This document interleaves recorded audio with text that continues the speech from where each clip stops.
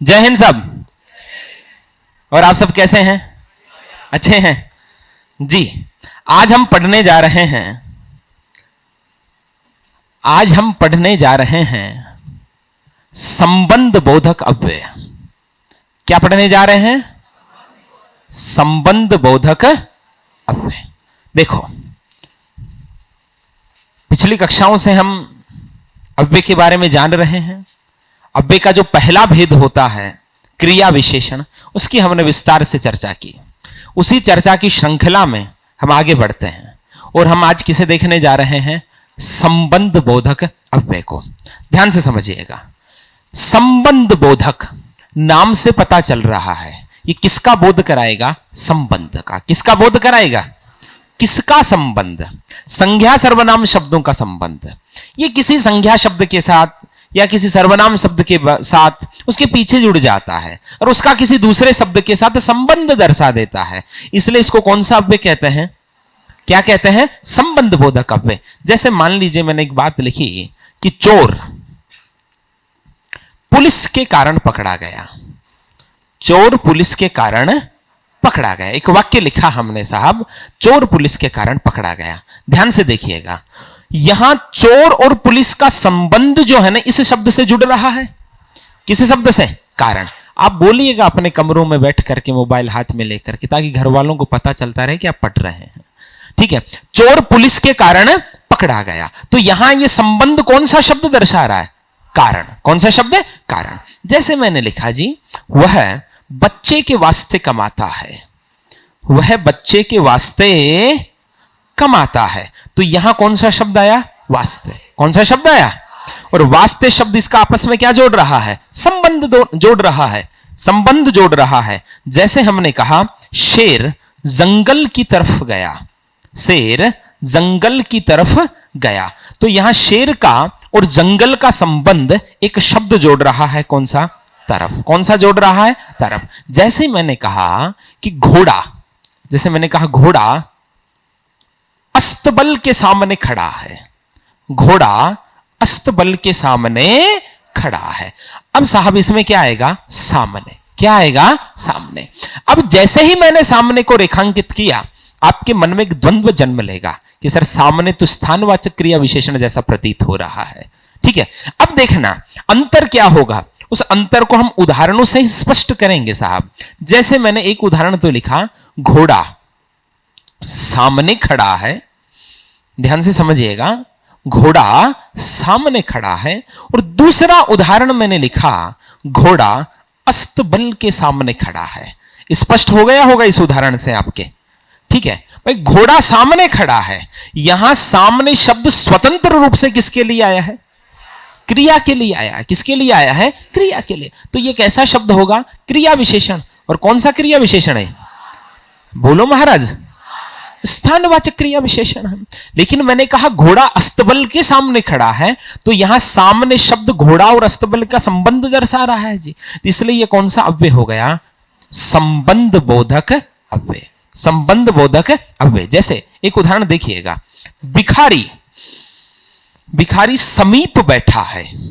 भिखारी समीप बैठा है। उदाहरण से समझिएगा ध्यान से। और यहां मैंने कहा कि भिखारी मंदिर के समीप बैठा है। भिखारी मंदिर के समीप बैठा है। दोनों वाक्यों में एक शब्द कॉमन है। कौन सा? समीप। कौन सा? समीप। लेकिन ऊपर वाला समीप क्या होगा? बोलो। स्थानवाचक क्रिया विशेषण। और भिखारी मंदिर के समीप बैठा है, यह समीप क्या होगा? संबंध बोधक अव्यय। कौन सा अव्यय होगा? संबंध बोधक अव्यय। तो बिना किसी परिभाषा के कंसेप्ट क्लियर हो गया। यदि शब्द स्वतंत्र रूप से क्रिया के लिए आए तब तो वो क्रिया विशेषण होगा, और यदि वो संज्ञा सर्वनाम शब्दों के साथ आए तो वो संबंध बोधक अव्यय होगा। ठीक है, तो संबंध बोधक अव्यय। हालांकि अब इसकी कई परिभाषाएं, कई नियम उसमें अपन जा सकते हैं, लेकिन बड़ी सरलता के साथ एक चीज ध्यान रखो, प्राय। प्राय मानी ज्यादातर। ज्यादातर संबंध बोधक अव्यय से पहले कोई ना कोई कारक चिन्ह आएगा। यह ध्यान रख सकते हैं अपन कि संबंध बोधक अव्यय से पहले प्राय क्या आता है? कारक चिन्ह आता है। जैसे कारण से पहले क्या आया है? क्या आया है?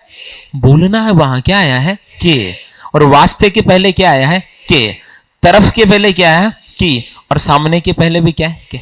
लेकिन ये प्राय होता है साहब, ये हमेशा हो ये आवश्यक नहीं है। जैसे मान लीजिए मैंने एक उदाहरण लिखा, क्या लिखा कि धन बिना जीवन व्यर्थ है, धन बिना जीवन व्यर्थ है। साहब बताओ इसमें संबंध बोधक अव्यय कौन सा है? बिना। कौन सा है? बिना। लेकिन आपको पता है कि यहां कौन गायब हुआ है? बस वो के को लिखा नहीं, जबकि वो के है तो सही ना भाई। हमने जैसे मान लीजिए उदाहरण लिख दिया भरी सभा बीच, ठीक है, तो यहां बीच में कौन गायब हो गया? लेकिन वो माना तो संबंध बोधक अव्यय ही जाएगा ना, ठीक है। तो ये हम ध्यान रख सकते हैं कि संबंध बोधक अव्यय से पहले प्राय किसका प्रयोग होता है? कारक चिन्ह का। किसका प्रयोग होता है? हालांकि नियमों का क्या है जी, नियम तो और भी हम देख सकते हैं। कैसे कि हमारा जो स्थानवाचक क्रिया विशेषण है, हमारा जो कालवाचक क्रिया विशेषण है, उनसे पहले यदि का, के, की, रा, रे, री, ना, ने, नी आदि आ जाएं तो वो क्या बन जाते हैं? संबंध बोधक अव्यय बन जाते हैं। क्या बन जाते हैं? संबंध बोधक। और हमारे परिमाणवाचक और रीतिवाचक क्रिया विशेषण से पहले से जुड़ जाए, क्या जुड़ जाए? से, तो वो भी क्या बन जाते हैं? संबंध बोधक अव्यय। जैसे मैंने लिखा कि मैं यहां जाता हूं, मैंने एक वाक्य लिखा, ध्यान से ऊर्जावान ढंग से पढ़ते रहिएगा। हाँ, मैं यहां जाता हूं, मैं यहां जाता हूं, तो यहां कौन सा क्रिया विशेषण है? स्थान। बोलना है, कौन सा क्रिया विशेषण है? स्थानवाचक। कौन सा है? स्थानवाचक क्रिया विशेषण। अब मैंने कहा जी मैं दिनेश के यहां जाता हूं, मैं दिनेश के यहां जाता हूं। अब ये क्या बन गया? संबंध बोधक अव्यय। क्या बन गया? संबंध बोधक अव्यय। एकदम ऑफलाइन वाली फीलिंग लेनी, उत्तर बोला करो, कक्षा से जुड़े रहा करो, ठीक है। अब जैसे मान लीजिए मैंने उदाहरण दिया जी, लता मधुर गाती है, लता मधुर गाती है, तो ये रीतिवाचक क्रिया विशेषण हो गया ना। अब मैंने कहा लता आशा से मधुर गाती है, तो से जुड़ गया ना, ठीक है। जैसे मैंने कहा कि वह ज्यादा खाता है, और मैंने कहा कि वह राम से ज्यादा खाता है, तो पहले कौन आ गया? से। कौन आ गया? से। लेकिन इन नियमों की आवश्यकता नहीं, इतने पचड़ों में पढ़ने की कोई जरूरत नहीं। सहजता से हमें यह मालूम है, संज्ञा सर्वनाम शब्दों के पीछे लगकर उनका किसी अन्य शब्दों के साथ जो संबंध जोड़ते हैं, उनको क्या कहते हैं? संबंध बोधक अव्यय। क्या कहते हैं जी? संबंध बोधक अव्यय। अब देखना साहब, संबंध बोधक अव्यय के बाद, संबंध बोधक अव्यय के बाद एक अव्यय और चलते हैं अपने पाठ्यक्रम में, जिसको हम क्या कहते हैं? क्या कहते हैं? समुच्चय बोधक अव्यय। समुच्चय शब्द का अर्थ क्या होता है रे? समूह है। क्या होता है? अब इसके ज्यादा नियमों में जाने की जरूरत नहीं, ज्यादा नियम जो है ना कंफ्यूज करते हैं। कंसेप्ट देखिएगा, इतना ही जरूरी है अपने को। समुच्चय शब्द का अर्थ क्या होता है? जो समूह की रचना करते हैं उन्हें क्या कहते हैं? समुच्चय बोधक अव्यय। और समुच्चय कब बनेगा? समूह कब बनेगा? जब दो शब्द जुड़ेंगे, या दो वाक्यांश जुड़ेंगे, या दो वाक्य जुड़ेंगे, तब समुच्चय बनेगा। भाई जैसे मैंने कहा राम और श्याम, राम और श्याम पढ़ रहे हैं। क्या कहा जी? राम और श्याम पढ़ रहे हैं। तो राम श्याम को किसने जोड़ा? किसने जोड़ा? और ने। किसने जोड़ा? और ने। तो और क्या हो गया? समुच्चय बोधक अव्यय। क्या हो गया? समुच्चय बोधक। जैसे मैंने कहा जी वर्षा रुक गई, वर्षा रुक गई लेकिन धूप नहीं निकली। हाँ, वर्षा रुक गई लेकिन धूप नहीं निकली, तो इसको जोड़ने का काम किसने किया? किसने किया? तो लेकिन कौन सा अव्यय हो गया? समुच्चय बोधक अव्यय। जैसे मैंने कहा कि आप चाय लेंगे है जी या कॉफी, तो यहां जोड़ने का काम किसने किया? किसने किया? तो जो जोड़ने का काम करते हैं उनको क्या कहते हैं? समुच्चय बोधक अव्यय। क्या कहते हैं? अत्यंत सरल सा विषय है। समुच्चय मानी समूह है, समुच्चय माने समूह है, और जो समूह की रचना करते हैं उनको क्या कहते हैं? समुच्चय बोधक अव्यय। हालांकि हम चाहें तो थोड़ा सा आगे तो और बढ़ सकते हैं। क्या कि समुच्चय बोधक अव्यय दो प्रकार के होते हैं। कितने प्रकार के होते हैं? दो प्रकार के। एक तो होते हैं समानाधिकरण समुच्चय बोधक अव्यय। आवश्यकता नहीं, फिर भी देखते हैं कि समुच्चय बोधक अव्यय कितने प्रकार के। एक तो कौन से, समानाधिकरण समुच्चय बोधक अव्यय, और एक कौन से हो गए, व्यधिकरण समुच्चय बोधक अव्यय।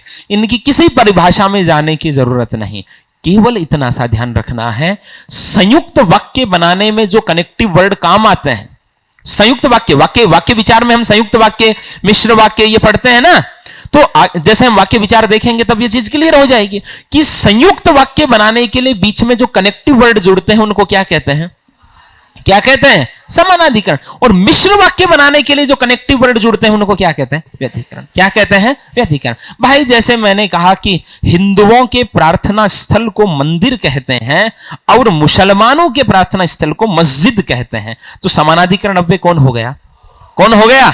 जैसे हमने अभी एक वाक्य कहा था जी, आप चाय पिएंगे या कॉफी, तो या कौन सा हो गया, समानाधिकरण। क्या हो गया, समाना। ना तो चाय पीनी है ना कॉफी पीनी, केवल उदाहरण ही है, कहीं लग जाओ, ठीक है। और ये कौन सा है, व्यधिकरण। जैसे मैंने कहा कि महात्मा गांधी ने कहा कि सदा सत्य बोलो, ये कैसा वाक्य है, मिश्र वाक्य। ये वाक्य विचार जब पढ़ेंगे तब क्लियर हो पाएगा ये तो, ठीक है। तो मिश्र वाक्य जोड़ने के लिए जो काम में आते हैं उनको तो क्या कहेंगे, व्यधिकरण। क्या कहेंगे। और संयुक्त वाक्य बनाने के लिए जो आते हैं उनको क्या कहते हैं, समान। हालांकि और गहराई में जाए तो इन दोनों के चार चार भेद और कर सकते हैं, पर इतने करने के बाद में घड़ी की तीनों सुइयां इकट्ठी होकर के ऊपर की ओर हो जाती है, 12 बजते हैं। इसलिए जितना आवश्यक है उतना ही पढ़ना, ठीक है। आगे बढ़ते हैं। अंतिम विस्मयादि बोधक अव्यय। कौन सा अव्यय भैया, विस्मयादि बोधक अव्यय। अब इधर देखो जी, भाषा भावनाओं की संवाहिका है। भाषा किसकी संवाहिका है। मान लीजिए आप मेरे सामने बैठे होते, मैं आपको प्रश्न करता, पर्यायवाची पूछता, आप में से किसी विद्यार्थी ने पर्यायवाची का उत्तर दिया और मैं कहूं शाबाश बैठो, तो बड़ा आनंद की अनुभूति होगी कि आज तो गड्डी जीत लिया जी। अब किसी ने कोई उत्तर नहीं दिया, मैंने कहा शाबाश प्रभु बैठो, शब्द उसको भी वही दिए हैं, वो जलील होगा, शब्द समान है लेकिन अंतर है। पहले वाला सकारात्मक पुनर्बलन प्राप्त करेगा और दूसरा नकारात्मक पुनर्बलन प्राप्त करेगा। इसका मतलब शब्द शब्द में भेद है, शब्द शब्द में भाव। एक शब्द शीतल करे, एक शब्द करे घाव। भाषा भावनाओं की संवाहिका है। तो जहां ऐसे भावों का हम बोध कराते हैं वहां कौन सा अव्यय होता है, विस्मयादि। मान लीजिए हम किसी बड़े कक्ष में बैठ करके पढ़ रहे हैं, गर्मी में कक्षा चल रही हो, ऐसी कल्पना कीजिए आप अपने घर बैठे बैठे, और वहां बड़ी गर्मी हो और उस गर्मी में कोई बोले उफ कितनी गर्मी है। खासतौर पे बच्चियां बोलती हैं जैसे कश्मीर में पैदा हुई हो, राजस्थान। फिर कल्पना कीजिए पूरी कक्षा हंस रही हो, ठीक है। उप से किसका बोध हुआ है, दुख का। किसका बोध हुआ है। जैसे मान लीजिए मैंने पर्यायवाची पूछे हो और कहा वाह, पर्यायवाची क्या है रे, क्यों पिंड, मैं पिंड छोड़ता हूं आपका। मान लीजिए आप कहीं घूमने गए और आपने देखा बड़ा सुंदर दृश्य है, तो हमने कहा वाह कितना सुंदर दृश्य है, तो किसका बोध हुआ, प्रसन्नता का। किसका बोध हुआ, प्रसन्नता का। जैसे मैं कहूं छी छी छी छी कितनी गंदी लड़की है, किसका बोध हुआ, घृणा का। किसका, घृणा का, ठीक है। हाँ, भाषा भावों की। अरे जब तक उसको उस भाव से प्रेजेंट नहीं करेंगे तब तक वो भाव ही नहीं आएगा।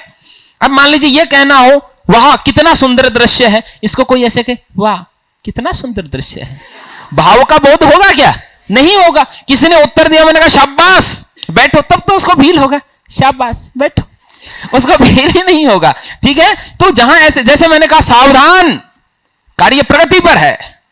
जैसे रोड का काम चलता रहता है, सरकारी डिपार्टमेंट वाले लगा के रखते हैं ना एक बोर्ड, सावधान आगे खतरनाक घूम है, गाड़ी धीरे चलाएं, सावधान आबादी क्षेत्र है, ऐसे आते हैं ना। तो वो किसका बोध हो रहा है, चेतावनी का। अरे किसका बोध हो रहा है, चेतावनी का। तो जहां ऐसे सुख के, दुख के, प्रसन्नता के, विस्मय, जब विस्मय माने क्या होता, आश्चर्य। जैसे कोई कहा अरे ये क्या हो गया, ये तुम क्या कर रहे हो। जैसे मान लीजिए मैं आपके घर आपसे मिलने आऊं, आज आप पढ़ रहे हो, कल को सिलेक्शन हो और आप बुलाओ काजू कतली खिलाने के लिए, मैं आपके घर पहुंचूं और आप दारू की बोतल लेकर के बैठे, मैं कहूं अरे ये क्या कर रहे हो, किसका बोध हुआ, आश्चर्य का। किसका बोध हुआ, आश्चर्य का। तो सुख दुख प्रसन्नता चेतावनी विस्मय आदि मतलब और भी भाव हैं, इनका जहां बोध होता है उसको क्या कहते हैं, विस्मयादि बोधक। बड़ा सरल है जी। जहां संबंध का बोध हो उसे संबंध बोधक कहेंगे, जो शब्दों को वाक्यों को वाक्यांशों को जोड़ते हैं उनको समुच्चय बोधक कहेंगे, और जहां ऐसी भावनाओं का बोध हो उनको क्या कहेंगे, विस्मयादि। तो आपको जब अविकारी शब्द के भेद पूछे तो यही 4 होते हैं, लेकिन अव्यय के भेद पूछे तो एक 5वां और होता है, उसको क्या कहते हैं, निपात। क्या कहते हैं, निपात। अब पुस्तकों में क्या कई नियम देकर के विद्यार्थी बड़े कंफ्यूज हो जाते, किसी की जरूरत ही नहीं है। हमारे संस्कृत में एक आचार्य हुए हैं महर्षि यास्क। क्या नाम है, महर्षि यास्क। इन्होंने एक रचना लिखी, उसका नाम था निरुक्त। क्या नाम था, इसमें उन्होंने लिखा कि हमारी भाषा में कुछ शब्दांश ऐसे चलते हैं जिनकी व्युत्पत्ति का हमें कोई ज्ञान नहीं होता, लेकिन वो भाषा में प्रयोग में आते हैं, उन्हें क्या कहते हैं, क्या कहते हैं, ये निपात ऐसे सहयोगी अव्यय हैं जो किसी संज्ञा के पीछे, किसी सर्वनाम के पीछे, किसी विशेषण के पीछे, किसी क्रिया विशेषण के पीछे जुड़ जाते हैं। इनका खुद का तो प्राय कोई विशेष अर्थ नहीं होता, लेकिन यदि किसी शब्द के पीछे जुड़ते हैं तो उसके अर्थ को एक अलग ही छटा प्रदान कर देते, बल दे देते हैं, या उसके अर्थ को सीमित कर देते हैं। उनको क्या कहते हैं, निपात। जैसे मान लीजिए मैंने एक वाक्य कहा कि मैं जाऊंगा, एक सामान्य वाक्य है, मैं जाऊंगा। अब मैंने कहा जी मैं तो जाऊंगा, एक वाक्य बोला मैं तो, अकेले तो का कोई अर्थ होता है क्या, लेकिन मैं तो जाऊंगा तो कहते ही इस अर्थ पे एक बल आ गया कि मैं तो हर हाल में, कोई रोकने की कोशिश ही मत करना। ठीक है। अब जैसे मैंने कहा मैं भी जाऊंगा या मैं ही जाऊंगा, जब ही भी तो इनका विचारों का अकेला कोई अर्थ नहीं होता, कोई लेना देना नहीं होता, लेकिन ये इसके साथ जुड़ते ही इसके अर्थ को एक अलग ही छटा प्रदान कर देते हैं। इन्हीं को क्या कहते हैं, निपात। क्या कहते हैं, क्या कहते हैं, निपात। बस इतना। इनका कोई व्युत्पत्ति का हमें ज्ञान नहीं होता, प्राय इनका कोई अर्थ भी, विचारों का कोई विशेष अर्थ भी नहीं होता, लेकिन किसी शब्द के पीछे जुड़ जाते हैं, संज्ञा के पीछे, सर्वनाम के पीछे, विशेषण के पीछे, क्रिया विशेषण के पीछे, तो उसके अर्थ को एक अलग प्रकार की छटा दे देते हैं। उसके अर्थ को या तो सीमित कर देते हैं या उसके अर्थ पर बल देते हैं। उनको क्या कहते हैं, निपात। क्या कहते हैं जी, निपात। ये आपका एक टॉपिक चलता है अव्यय नाम का। एक बार पुनः मेरे साथ साथ साथ रिवीजन कर लेना, अव्यय के कितने भेद होते हैं, 5। कितने भेद होते हैं, लेकिन अगला पूछे अविकारी शब्द तो उसके कितने भेद होते हैं। पहला भेद कौन सा, क्रिया विशेषण। बोलना मेरे साथ साथ, कौन सा भेद, क्रिया विशेषण। वे शब्द जो क्रिया की विशेषता प्रकट करते हैं उन्हें क्या कहते हैं, क्रिया विशेषण। क्रिया विशेषण के मुख्य भेद कितने, जो स्थान की बात करे वो, जो मात्रा की बात करे वो, जो समय की बात करे वो, जो ढंग की बात करे वो। फिर हमने कहा कि इसके अलावा जो शुरुआत वाले 3 में नहीं आएंगे वो सब के सब किस में आ जाएंगे, किस में आ जाएंगे, रीतिवाचक। ऐसे बैठा नहीं रहना, बोलना है। और जो क्रिया के निषेध को प्रकट करे उसे क्या कहेंगे, निषेधवाचक। जो क्रिया का कारण पूछे उसे क्या कहेंगे, जो क्रिया का प्रश्न करे उसे क्या कहेंगे, प्रश्नवाचक। जो क्रिया की निश्चितता का बोध कराए उसे, जो अनिश्चितता का बोध कराए, जो स्वीकृति प्रदान करें जी। और ये सब के सब किस में शामिल हो जाएंगे। और वापस कितने बच गए, जो संज्ञा सर्वनाम शब्दों के पीछे जुड़कर उनका अन्य शब्दों के साथ संबंध जोड़ते हैं उनको क्या कहेंगे, संबंध बोधक अव्यय। क्या कहेंगे, जो शब्दों को, वाक्यों को और वाक्यांशों को जोड़ने का काम करते हैं उन्हें क्या कहेंगे, समुच्चय बोधक। क्या कहते हैं, समुच्चय बोधक अव्यय। और इनको 2 भागों में बांटा, जो संयुक्त वाक्य बनाने के काम आते हैं उनको समानाधिकरण, और जो मिश्र वाक्य बनाने के काम आते हैं उनको व्यधिकरण। फिर हमने देखा आगे क्या, विस्मयादि बोधक अव्यय, जो शोक, हर्ष, विषाद, घृणा, चेतावनी, प्रसन्नता, आश्चर्य आदि भावों का बोध कराते हैं उनको क्या कहेंगे, विस्मयादि बोधक। क्या कहेंगे। और अंत में हमने किसको देखा, निपात, जिनका खुद का विचारों का कोई विशेष अर्थ नहीं होता, लेकिन किसी वाक्य में आते हैं तो उस वाक्य के अर्थ को अलग ही छटा प्रदान कर देते हैं, उन्हें क्या कहते हैं, निपात। क्या कहते हैं, निपात। इसी के साथ हम आज की कक्षा को विश्राम देते हैं। जय हिंद।